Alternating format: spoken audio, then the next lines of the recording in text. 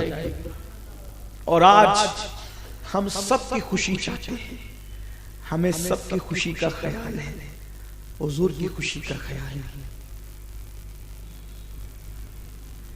سب کو خوش کرنے کے چکر میں اللہ کے حبیب کو ہم نے ناراض کر دیا. ہم تو اپنے نفس کی خوشی کے لیے حضور کو کتنی تکلیف پہنچاتے, کتنی اذیت پہنچاتے. شاید ہم سے زیادہ کوئی کم نصیب ہوگا کہ حضور کا امتی ہو کر بھی حضور کو اتنی تکلیف دے. ایک دن میں اگر کاؤنٹ کرے نا اپنے گناہ, تو مجھے تو ایسا لگتا ہے کہ جتنے گھنٹے نہیں ہے اس سے زیادہ ہمارے گناہ ہیں, بلکہ جتنے منٹ نہیں اس سے زیادہ اپنے گناہ ہیں.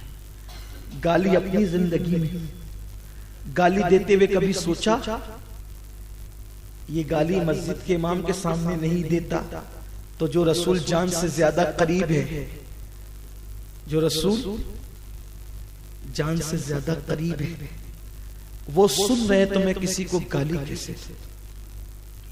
جو رسول جان سے زیادہ قریب ہے جب مسجد کے امام کے سامنے شراب پینے کی ہمت نہیں کرتا تو حضور تو جان سے زیادہ قریب ہے, حضور دیکھ رہے ہیں, حضور کے سامنے شراب کیسے پی؟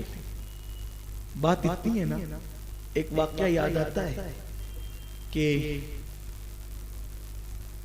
ایک بزرگ تھے, ان کے پاس ایک شخص گیا کہ حضرت مجھے مرید ہونا ہے, آپ سے مرید ہونا چاہتا, بیعت ہونا چاہتا. فرمایا کہ ٹھیک ہے ہو جاؤ. حضرت لیکن میں نے سنا ہے کہ جب کوئی مرید ہوتا ہے تو اس کو بہت پابند ہونا پڑتا ہے. یہ بھی ایک عجیب چیزیں لوگ سن کر کے رکھتے ہیں. اب پتہ نہیں کہاں سے سنتے ہیں اور یہ فتویٰ کہاں سے چلتا ہے, اس کا سراغ نہیں لگتا کہ اس کو دیا کس نے. اب برسوں سے چل رہا ہے, وہی فتویٰ بچپنے سے سنتے تھے, اب بھی سن رہے ہیں اور پتہ نہیں کب تک سننا پڑے گا کہ مرید ہونے کے بعد بہت پابند بن کے رہنا پڑتا ہے, داڑھی رکھنا پڑتی ہے, نماز پڑھنا پڑتا ہے, مرید ہونے کے بعد صحیح بولنا پڑتا ہے, سچ بولنا پڑتا ہے, جھوٹ سے بچنا پڑتا ہے. میں کہتا ہوں اللہ کے بندے, پیر بڑا ہے کہ نبی بڑے ہیں؟